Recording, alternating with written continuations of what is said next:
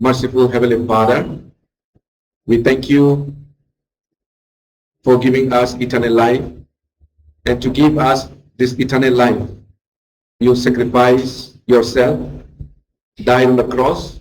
Lord, we thank you. Thank you for making us your child.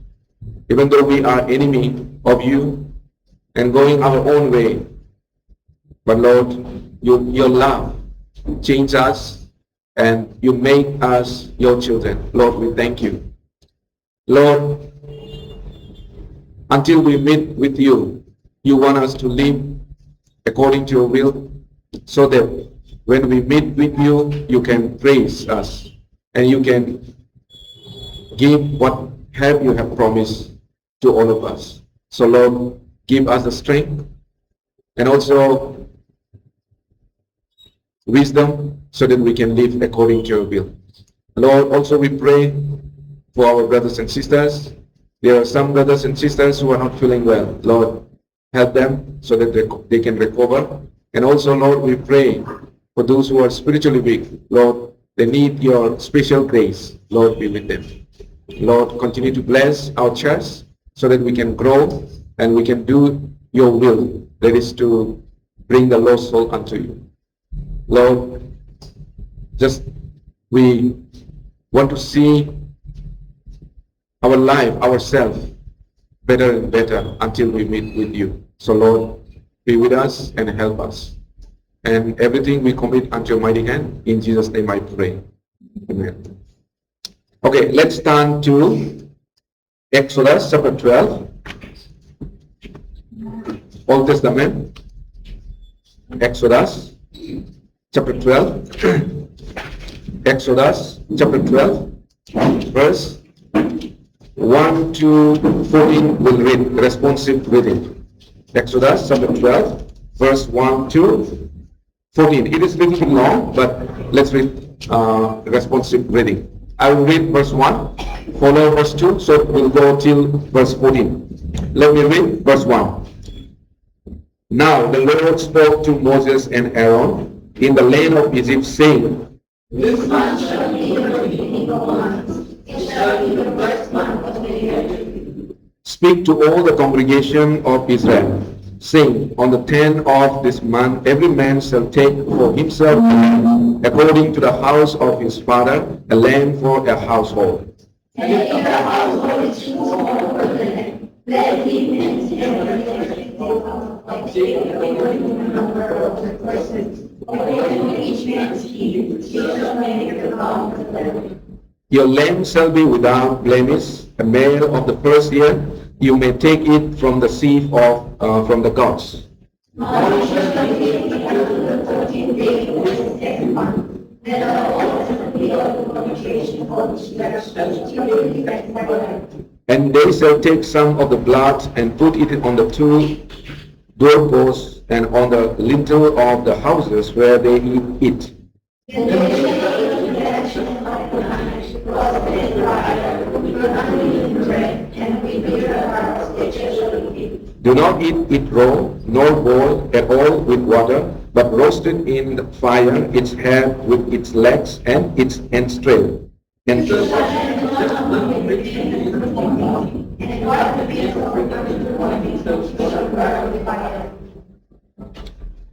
thus you shall eat it with a belt on your waist, your sandal on your feet, and your staff in your hand. So you shall eat it in haste. It is the Lord's Passover. For I will rise to the land of Egypt on that night, and will strike all the firstborn in the land of Egypt, both man and beast, and animal of the gods of Egypt. I will execute judgment, I am the Lord. Now the blood shall be a sign for you on the houses where you are. And when I see the blood, I will pass over you, and the plague shall not be on you to destroy you when I strike the land of Egypt.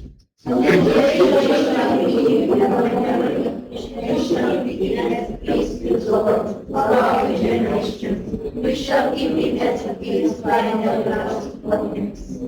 Okay, thank you, everyone. May God bless each one of you reading His holy word. Today, let's think about, actually this portion is talking about salvation, and after salvation, how should we live? This is the indication. We know Israel people are slaves in Egypt about more than 400 years, right? About 430 years. And after that, God sent Moses to deliver Israel people from the hand of Pharaoh. We know this story. And to deliver Israel people from Egypt, God sent how many plagues? 10 plagues, right? 10 plagues.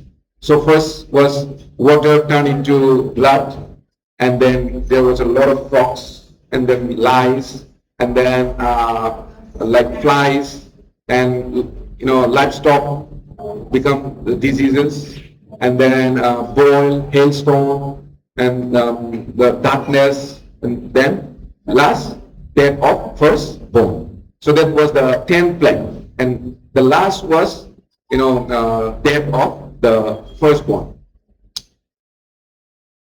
Now Israelites, they are commanded here to kill the lamb and put the blood on the doorpost. And the lamb is also 1 year, should be 1 year, and also there should not be blemish. The lamb should not be, means very clean and blameless, and it should be 1 year. And after the killing the lamb, they should put the blood on the doorpost. That's what the commandment. And that is how the firstborn of Israel were saved, by the blood of lamb, or the sacrifice of the lamb. And Bible say Jesus is the Passover for all of us. Jesus became the Passover for those who believe in him. And this sacrifice, the Passover lamb, this sacrifice, it is the indicating Jesus Christ, that Jesus will sacrifice himself in order to save us. And also, after the sacrifice of the lamb and putting the blood on the doorpost, what was the instruction? Israelites, they should eat the meat in their houses. They should eat in their houses, and they also should eat, unleavened bread. So what does it teach us that they should eat in their houses? It tells us those who are saved, or those who are Christians, truly born again Christians, they should live for Christ. Or the gospel which we receive, we should share with others. We should live in God's house, we should live with the Lord, and also we should share with others. Right? Israelites, firstborn are protected perfectly by the blood of lamb. If anyone put the blood on the doorpost, the firstborn doesn't harm, or firstborn is not killed. That means they are perfectly protected, right? So now those who believe in Jesus Christ, we are perfectly protected by the blood of Jesus Christ. This lamb is referring to or we can say the shadow of Jesus Christ. Okay? Shadow of Jesus Christ. When we believe in Jesus Christ, we are under the power of Jesus Christ, and perfectly we are protected by the blood of Jesus Christ. And we are provided what we need by our Lord, our God, our Heavenly Father. Whatever we need in this world, He will provide us. Actually, He provides us. And maybe spiritual needs or the physical needs. For children, they don't need to worry anything. Like now, some children are running around before we start. Do they need to worry for anything? Oh, I need to eat food. They need to worry? No. Everything prepared by parents, arranged by parents, right? Their clothes, their food, or whatever is necessary, it's provided by their parents. So likewise, who is our Father. Heavenly Father, we call Heavenly Father. God is our Father. So whatever we need, now we become His children. So He provides our needs, spiritual needs or physical needs. He provides us. God promised all of us not only spiritual blessing, but also He promised us physical blessing. In if you read, what is that? Matthew chapter 6. If you read, you will find, right? What 33 says, 6:33 says, first seek the kingdom of God and His righteousness, and everything will be added unto you. That means God is ready to provide everything. That means He provides even the physical needs, not only the spiritual needs, but physical needs also He provides. Let me go and read verse 4 also. Again, verse 4. Verse 4. And if the household is too small for the lamb, let him and his neighbor next to his house take it according to the number of the person, according to each man's need. You shall make your count for the lamb. So basically here it's saying that eating the meat with your neighbor and eating roasted leg in verse 8. And eating with the neighbor. What does it mean, eating with the neighbor? Don't eat alone. Suppose you cannot finish. Share with the neighbor and bring. That means we should share one another, right? Gospel, when we receive the gospel, we should not keep for ourselves, but we should share with others. We need to share. We need to share the love which we receive from the Lord Jesus Christ with others and with our neighbors. So this is the instruction given to the Israel people.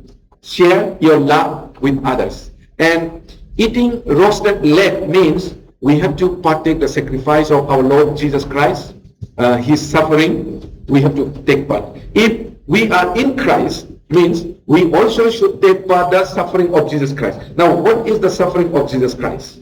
Suffering of Jesus Christ means, we think about His suffering. We think about what He suffered, for what He suffered. He suffered for the gospel. That means we have to think for the gospel. If it is necessary, we have to suffer for the gospel. That's how we take part the suffering of the Jesus Christ. When we are born again, we are in Christ. And those who are in Christ should live like with Christ. And we should live like Christ. And we should act like Christ. We should think like Christ if we are in Christ. So Apostle Paul also said, it is no longer I who lives in, but Christ lives in me. And I will live for the Christ in Galatians chapter 2 verse 20, right? So we have to live. If you are in Christ, if you are born again, means you are in Christ. And if you are in Christ means what Jesus has a mind, you also should have that mind. What He liked, you also should have a likeness of Jesus Christ. Verse 8. Let me read verse 8. Then they shall eat the flesh on that night, roasted in fire, with unleavened bread, and with bitter herbs they shall eat. With unleavened bread. And also verse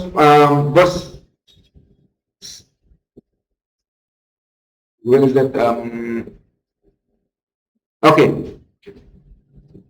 Verse 9. Do not eat it raw, nor boil at all with water, but roasted in fire its head with its legs and its entrails. Do not mix, means nor boil at all with water. Do not mix any other things. Verse 8. Shall eat flesh on that night, roasted in fire, with unleavened bread. Not leaven, but unleavened bread. That means do not mix. Leaven is sin. So eat unleavened. Right? Here it says unleavened. We have to be careful with the leaven of Pharisees. Means try to focus the Word of God, or try to focus the Bible. There are so many leavened these days. Leaven means mix. There are leavened gospel. What is the leavened gospel? people mix the true gospel with the false gospel. And that's what Satan does. So we have to be careful. In Matthew chapter 16 verse 6 says, take heed and beware with the Pharisees, leaven of the Pharisees and Sadducees. Leaven of the Pharisees and Sadducees. What does it mean, leaven of the Pharisees and Sadducees? Teaching of the Pharisees and Sadducees. Be careful. And also we have to be careful the teaching of the people in this world. Or we can say the false teacher. We have to be careful. We should eat unleavened bread and bitter herbs. Unleavened bread. As I said, leaven is a sin. So Israelites are commanded to eat unleavened bread. For how many days? If you read the Leviticus, 7 days. 7 days they are instructed to eat the unleavened bread after the Passover. So what is the Passover? Passover means they come out, they are liberated, or they are delivered from the power of Pharaoh, or from the slavery.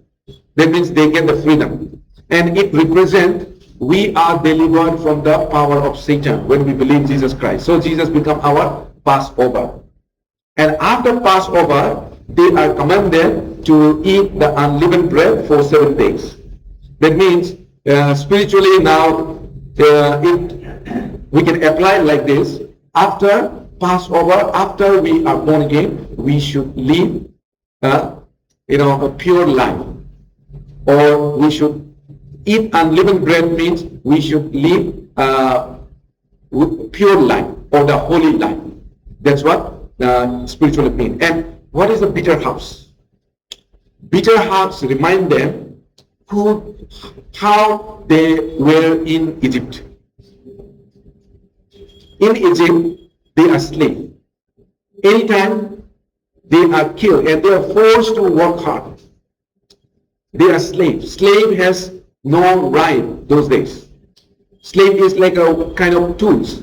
You use cow for the plowing, and if you don't like it, you sell it, right?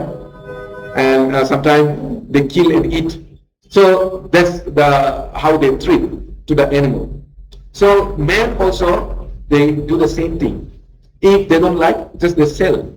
There's no human rights. They have no rights. So they sell, they buy, and whatever they want, they do it. So they are slaves in Egypt. So when you eat this, you remember who you are before, how you suffer in Egypt. But it is God who delivered you. So they were around 430 years in Egypt. God reminds them the terrible life in Egypt. So you eat, so that you can be thankful. Now let us think about why Jesus suffered and died on the cross in order to save us. And before we were saved, our life is in the hands of Satan. And actually we are much more miserable than the Egyptian. Israelites when they are in Egypt, because we'll be in eternal hell forever. So after born again, we have to remember what Lord has done for us. In order to save us, He died on the cross. In order to save us from the power of Satan. Israelites suffer more than 400 years in Egypt, but God bring them out through the leadership of Moses. God saved us from the power of Satan, from eternal condemnation, and now He wants us to remember how we suffer. Who we are before the salvation, who we are. So we have to remember. God wants Israel people to remember their bitter days, bitter life. So we have to remember who we are before. If you know where you are going, your destiny, then I believe you can be so much thankful after the salvation. You can be really thankful for the salvation. But those who don't realize they cannot be thankful. So God wants Israel people to remember their bitter life in Egypt. We need to be reminded again and again His grace to live our Christian's life, and we can be reminded only where? In the fellowship. So fellowship is very important. Okay, I'm emphasizing again and again, fellowship is very important. We can be reminded who we were and who we are and who we will be in the fellowship. Verse 15. Let me read verse 15.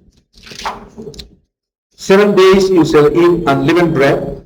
On the first day you shall remove leaven from your houses. For whoever eats leaven bread from the first day until the 7th day, that person shall be cut off from Israel. Now, if you continue to eat leaven after the Passover, then that person will be cut off from the Israel. So leaven means continuing in sin. If anyone continue in sin, then they will be cut off. Means they cannot have fellowship with God. They cannot continue fellowship with the Lord. Of course, they will not go to hell, but even though born again, they will not able to have fellowship with the Lord. So we need to live proper Christian's life. Through the sacrifice of Jesus Christ, we are saved. But after salvation, we have to live properly. We have to live pure life. We have to live holy life. If any brothers or sisters commit sin, actually it affects all the church. Because Bible says we are the body of Jesus Christ. Suppose if you have in any part of your body, if you got hurt, then it affects all body, right? If you got hurt here in the fingertips of the finger, the pain will not be only here. It will take all your body, whole your body. Sometimes, because thorn enter in leg, then you get headache, you get sick, right? So same. We are the body of Jesus Christ. So if any brother or sister keep doing sin, then it affects whole the church. Like one drop poison can spread whole, even one bucket of water can spoil or can make it poison. If you drop even one drop in a bucket of water, that will not be able to drink anymore. Right? You cannot drink anymore because it becomes poison. So likewise, if one or two sister or brother they commit sin, then church stop growing. So we have to remember this. We should throw away sin not only in the church but also in our life, in our daily life, in our personal life. Then then we can grow, and that's what God wants. Eat unleavened bread, not the leavened bread, but unleavened bread 7 days after the Passover. These 7 days represent our whole life until we meet Jesus Christ. Okay, 1 Corinthians. Let's go to 1 Corinthians chapter 5, verse 6 to 8. 1 Corinthians chapter 5, verse 6 to 8. 1 Corinthians chapter 5, verse 6 to 8. Shall we read together? 6 to 8. Your glorying is not good. Do you not know that a little leaven leavens the whole lump? Therefore cast out the old leaven, that you may be a new lump, since you truly are unleavened. For indeed Christ our Passover was sacrificed for us. Therefore let us keep the feast not with old leaven, nor with the leaven of malice and wickedness, but with the unleavened bread of sincerity and truth. Now, here it says, do you not know that a little leaven leavens the whole lump? Even the small leaven, small sin can destroy whole things. So we have to remember, small sin is also very dangerous, right? Small sin is also very dangerous. This is very small, it's okay, don't think like that. It's very dangerous. And verse 7, therefore purge out the old leaven, that you may be a new lump, since you truly are unleavened. For indeed Christ our Passover was sacrificed for us. Now Christ is our Passover. He sacrificed for us. He died for us. So try to live a holy life. Throw away all the sin. Throw away the leaven. But try to live, holy life. Verse 8. Therefore, let us keep the feast, not with old leaven, nor with the leaven of malice and wickedness, but with the unleavened bread of sincerity and truth. Now, this is what we have to take it. There can be people, in the church, they looks like truly saved, but may not be truly saved. Okay, every church member is not the saved. Everyone is not saved. Okay, we don't know who he is. We cannot judge. Okay, God knows. And also, we have to remember, in 12 disciples, one is Judas Iscariot, right? And among us also, we don't know. Some can be Judas Iscariot. Who knows? It may be me. It may be somebody else. So anyone can be Judas Iscariot, right? So Judas Iscariot, what did he say? When Jesus said, there will be one who dips the bread on the wine with me, he will forsake me, right? He will deny me. He will sell me. But he never thought that he is he, right? But he become. So in the church, it can be someone who can be Judas Iscariot who can sell. Okay? We don't know. So we have to, that's why we try our best. No one can be Judas Iscariot. So, we try our best to help each other. So we should try each other. Okay, that means share. How can we try? Sharing our salvation testimony. So sharing salvation testimony is very, very important. Why, when I share salvation testimony, others may hear. Those who have a confused, or I'm confused. Suppose, let's say, if other testimonies share, why my testimony and her or his testimony is little bit different? Why mine is different? So we'll think about it. Then God will open our hearts.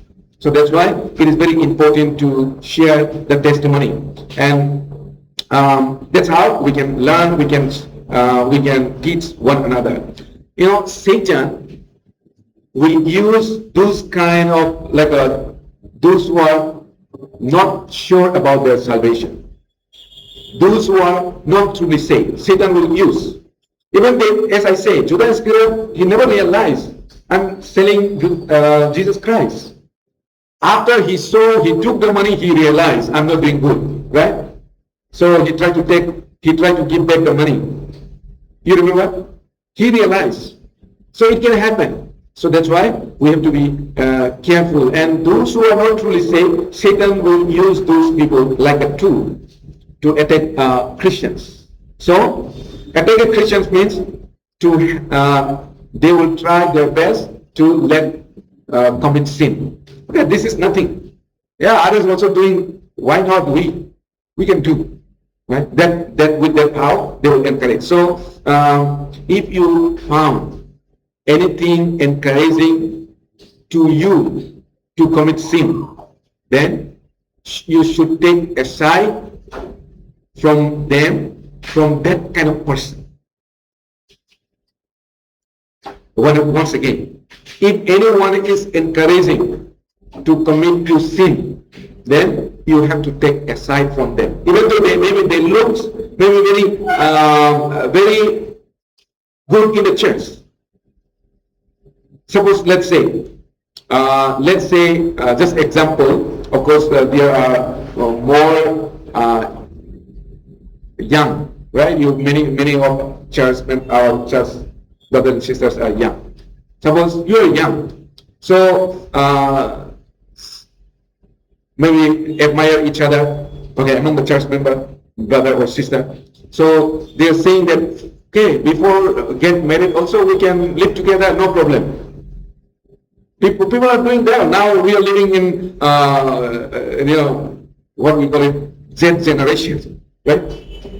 Z generation or Z generation, whatever it may be, Z generation or whatever it may be. Okay, anyway, so we are living now. If this is okay, this is nothing, then you should be aside those kind of people.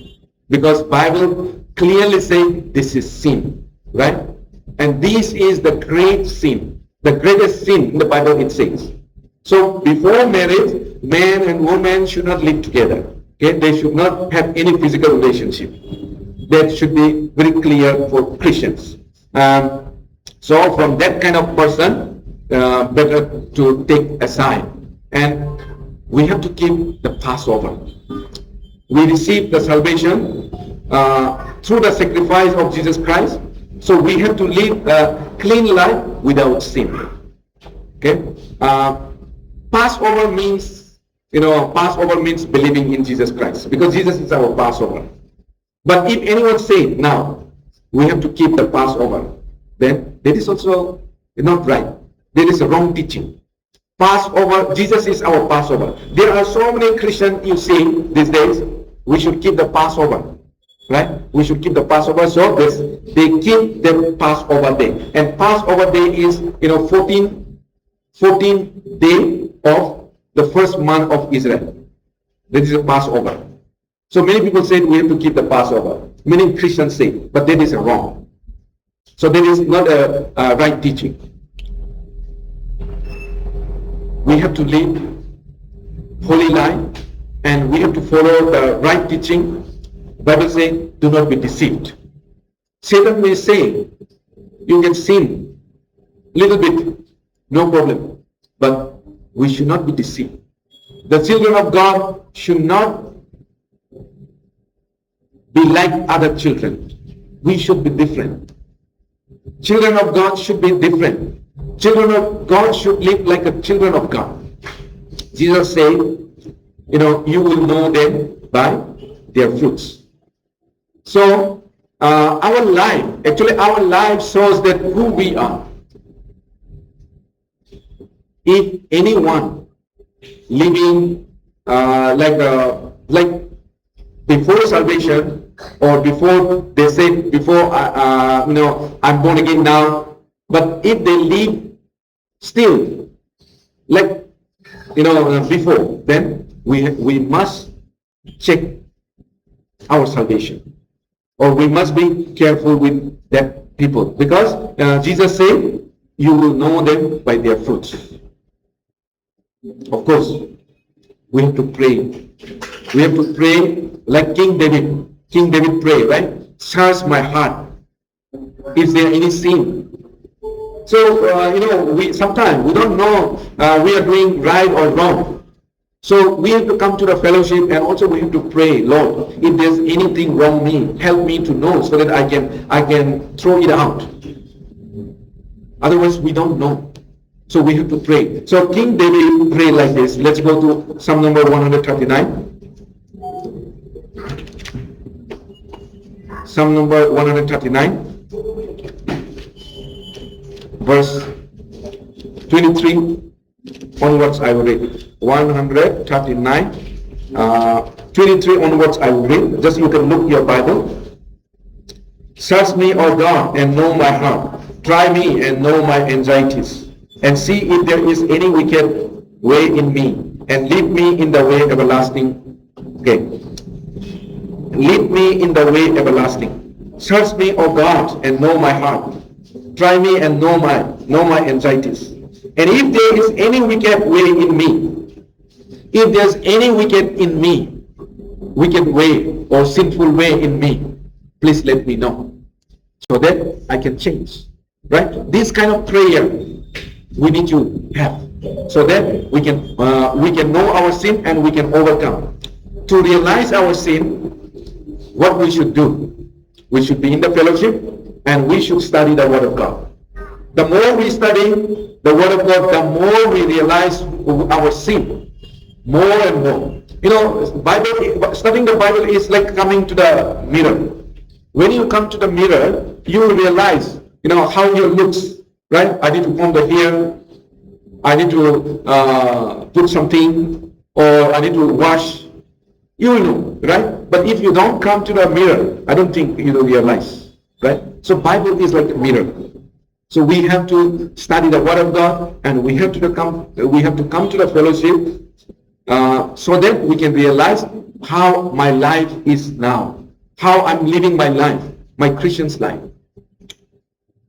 without sometimes we commit sin without knowing, or we are going to the sinful way without knowing. So we need to realize, and that can happen only we study the Word of God. So in order to know our sin, we have to come to the fellowship, we have to study the Word of God, and in order to grow, we have to throw away all our sin. If sin is there, we cannot grow. Suppose, something hinder your life, you cannot grow. Sometimes you see some plant, if it doesn't get the sunshine properly, not rain properly, then that plant cannot grow. So what do you have to do? You have to clean the surrounding so that the plant can get the sunrise and also the rain properly, then grow. So like sometimes all this hinder us, the sin, the sinful world hinder us. So we have to remove. Sometimes it also can happen. When children, sometimes they don't grow. So go to doctor, what is the problem? And they do the treatment. And because of the worm, right, in the stomach, worm, the baby is not growing, or the children is not growing. The child is not growing because of the worm. So some, doctor suggests to give the worm after 6 months to the child, right? So small worm, it hinders to grow. So small sin can hinder us to grow our Christian's life. So we have to take the medicine. What is the medicine? Medicine is the Word of God. Okay, let's go to 1 Peter. 1 Peter chapter 2. 1 Peter chapter 2, verse 1 to 3. 1 Peter chapter 2, verse 1 to 3. Let us read together if we found 1 Peter chapter 2, verse 1 to 3. Shall we read? Therefore, laying aside all malice, all deceit, hypocrisy, envy, and all evil speaking, as newborn babes desire the pure milk of the word, that you may grow thereby, if indeed you have tested that the Lord is gracious. Now, like a newborn baby, desire to pure milk, so that you can grow thereby. So we can grow by the Word of God. If we don't study the Word of God, you cannot grow, because the sinful life will hinder us to grow. We need to clean ourselves, and the Word of God can clean. To be clean ourselves, we need to be in the fellowship after we got saved, after we are born again. And when we stay with brothers and sisters in the fellowship, we can be clean, because I don't know myself, but somebody is knowing, observing me, right? Then we can clean one another. That's how we clean one another. Suppose in the family, let's say we are living together, 2-3 persons, right? And some guest is coming now, and you are cooking and something now, special guest is coming, but your face is, touching here and there something, and your family member can see that, right? Okay, go wash and come. Your face here and there something is, touching, right? We help each other. So that's how we help each other in the church. Because sometimes ourselves, we cannot realize how my life is. But our, brothers and sisters, we can help one another. Let's go to 1 John. 1 John chapter 1. 1 John chapter 1, verse 5 to 7. 1 John chapter 1, verse 5 to 7. If we found, let us read together. 1 John chapter 1, verse 5 to 7. Let us read. This is the message which we have heard from him and declare to you that God is light, and in him is no darkness at all. If we say that we have fellowship with him and walk in darkness, we lie and do not practice the truth. But if we walk in the light, as he is in the light, we have fellowship with one another, and the blood of Jesus Christ, his Son, cleanses us from all sin. Now we see here, this is the message which we have heard from him and declare to you that God is light, and in him is no darkness at all. The message we receive from the Lord, and there is no darkness. In the Lord there is no darkness. He's a light. So now we come to the light. We come to the light.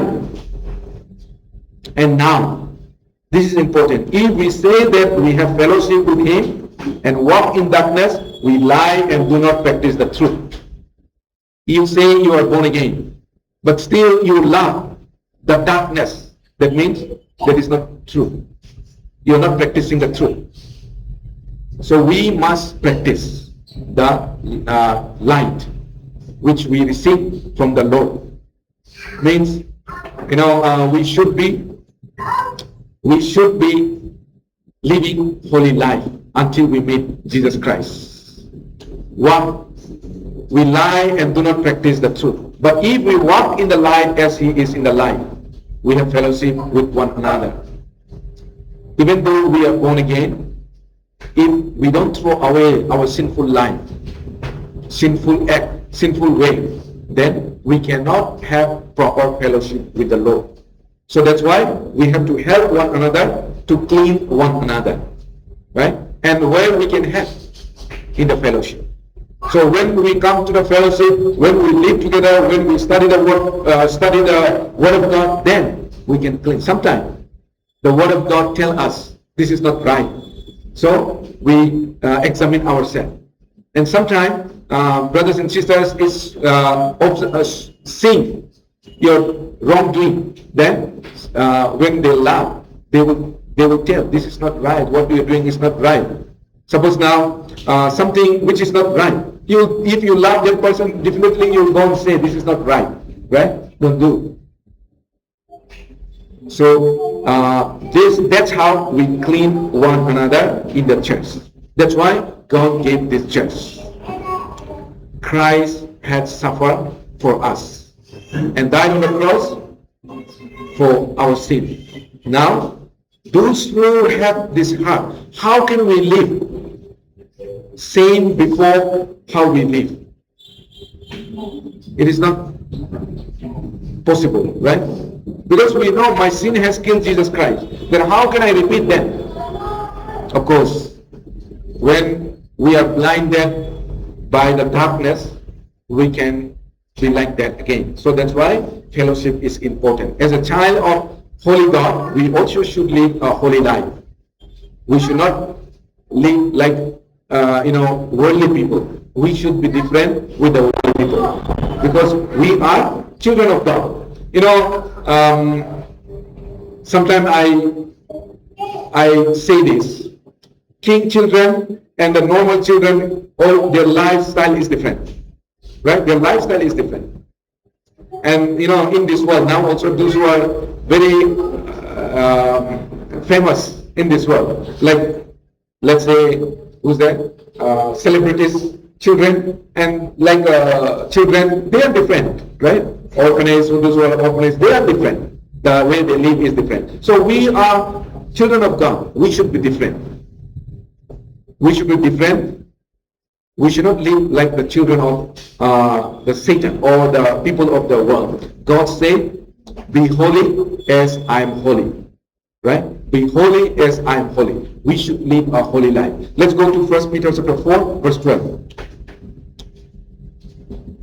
1 Peter chapter 4, verse 1 and 2. 1 Peter chapter 4, verse 1 and 2.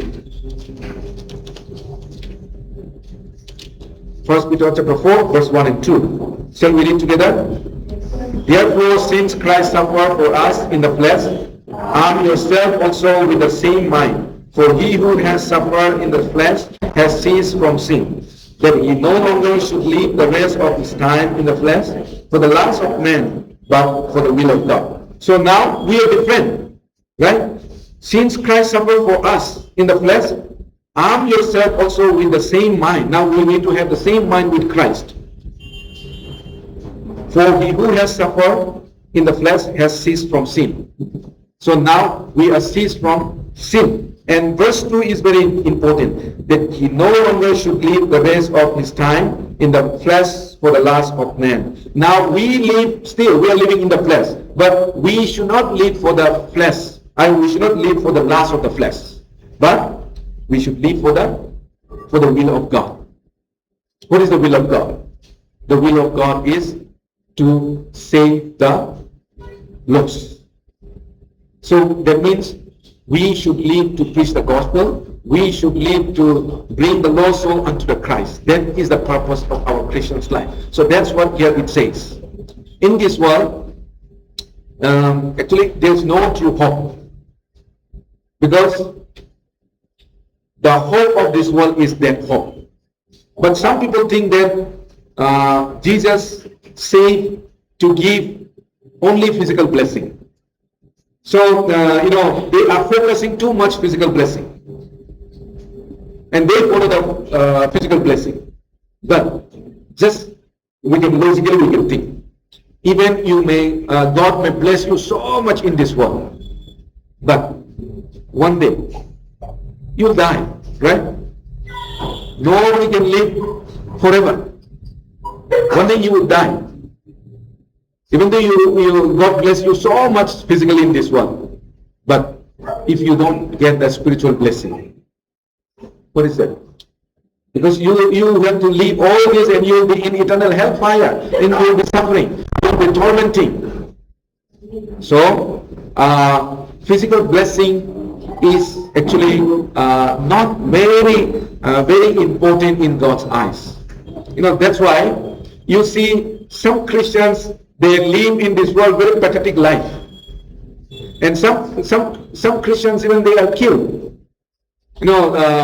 Especially if we see like the Christians who live like Muslim countries.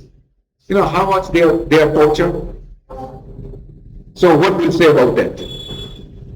And even in India, some Christians, they suffer so much, right? Like Jharkhand or UP, and all these Christians suffering so much. Then they may not have, they may have a house, but they go and destroy, some enemies go and destroy their house. They don't have. So physical blessing is, in God's eyes, nothing. Spiritual blessing is more important. But of course, God promised physical blessing also. And why God promised this physical blessing? It is to preach the gospel. It is not for you to use, but for preaching the gospel, to extend His kingdom. So, physical blessing is not very important. If anyone is thinking only for the physical blessing, then that's not right. Think about Apostle Paul, think about the early churches, early Christians, and the disciples. They don't have anything. Right? What they have also gone. Everything is gone. Hebrews chapter 11. Let's go to Hebrews chapter 11.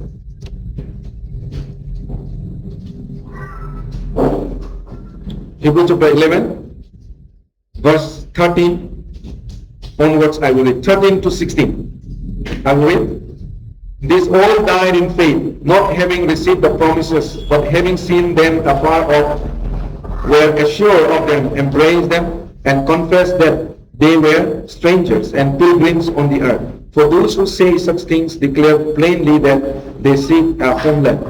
And truly, if they had called to mind that country from which they had come out, they would have had opportunity to return. But now, they desire a better, that is, a heavenly country. Therefore, God is not ashamed to be called their God, for He has prepared a city for them. Now, those who receive the promise, without receiving, some people, they died. Okay, we can see some people, like some Christians, they died. And during the Moses also, they promised, but Moses also didn't see. the Canaan, right? He could not enter. But he was given the promise, but he could not see. So like these Christians also, we may not receive, but in this world, means we don't receive, but we will receive. That's what here it says. Whatever God promised, maybe in this world, some people may receive the blessing, means physical blessing, but some people may not receive physical blessing. So now you may be question, why? Others are receiving, why am I not? You know, God knows us. Suppose, by receiving physical blessing, means physical blessing, it can be considered a lot of money or a lot of, materials. If you can glorify God, then God will give you more and more. But on the other hand, this person, if I make him or her, poor, then he can glorify more than if I make him rich. Then he will make it poor. You know, because like let's say Paul or the disciple. So when we have nothing, but still we hold on, like who is that? John. He lost everything, right? But still he hold on. God is faithful. When his wife said, "Curse your wife and die," because where is your God? You lost everything. Even yourself is suffering so much. Now, I think you should not hold on your God.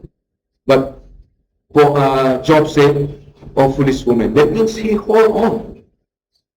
So likewise, some Christians, some can be poor, some can be rich to glorify his name. So that we can glorify his name. So here, verse 16 says, "But now they desire a better, that is a heavenly country. Therefore God is not ashamed to be called their God, for he has prepared a city for them." Even though they may not receive in this world, we may not receive in this world, but God is our God. He prepared heavenly things for us. So God is not ashamed to be called their God. God is not ashamed to be called our God. He prepared a heavenly place for us. We have to remember, in this world, we have no continuing city. Bible says, nothing will continue in this world. So, even though we may receive many things in this world, but that is not a permanent. So, our senior pastor used to say one thing. I really, this one, I really like it, and I try to remember always in my heart. Even you have so much money, don't be so happy. Why? Because, because that will not go forever. And even you are very poor, don't be very sad. That is also not permanent. So when you are so rich, that is not permanent. Even you are so poor, not permanent. So your name are there. So we are moving towards to the place. Everything is permanent. So don't be so sad. Don't be so happy. That's what he is. That is actually true, right? That's very true. Okay, let's go to Hebrews 13, verse 14. Hebrews 13, verse 14. Let's read together, 13, 14. "For here we have no continuing city, but we seek the one to come." This is the Christian's heart. We know there's no continuing city. Nothing will be remain forever. So we seek which is forever. This is the Christian's heart. So this Hebrew said, "For here we have no continuing city." Even you give everything, your life, everything to get these worldly things, everything will be gone again. One day, you have to leave. But we seek the one to come. What is going to come? Heaven. Our citizenship is in heaven. Now and after born again, heavenly thing we should focus. For the last, let's read Philippians chapter 3, verse 20 and 21. With that, we'll finish. Philippians chapter 3, verse 20 and 21. Philippians chapter 3, verse 20 and 21. Shall we read together? For our citizenship is in heaven, from which we also eagerly wait for the Savior, the Lord Jesus Christ, who will transform our lowly body, that it may be conformed to his glorious body, according to the working by which he is able to even to subdue all things to himself. Our citizenship is in heaven. Who is our? Born again Christians. Our citizenship is in heaven. And we are eagerly waiting for that day. We are eagerly waiting for Savior Jesus Christ. He will return, we know. And he will transform us. Now we are not much different. We are not different. We are not different outwardly with the non-believers. But when Jesus comes, we'll be different. We'll be different because we'll get the transformation. We'll be transformed. Our body will be transformed with a glorious body. So that's what we receive, the glorious body when Jesus will come. So we are waiting. True Christians are waiting for that. So once again, Jesus saved us by dying on the cross. There's nothing that we do, but God has done everything, and he saved us like a Passover, right? Just only for us is to believe. We have to put the blood of Jesus Christ in our heart. That means we have to believe in our heart that Jesus died for me. And now I don't need to do anything. Just believe that. But after that, in order to we have to live our Christian's life. That means holy life until Jesus Christ. As God command Israel people to live, to eat the unleavened bread. We have to eat the unleavened bread. We have to leave all malice, all sinful act, we have to live. And with a new life, we have to live. So that's what God wants us, his children. Be holy as I'm holy. Okay, let us pray for now.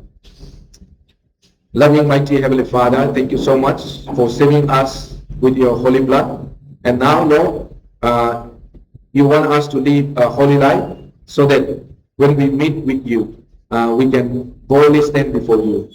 And also, Lord, the more we live a holy life, the more we can save the lost soul, we can do your will. So, Lord, that's the reason why you want us to live the holy life.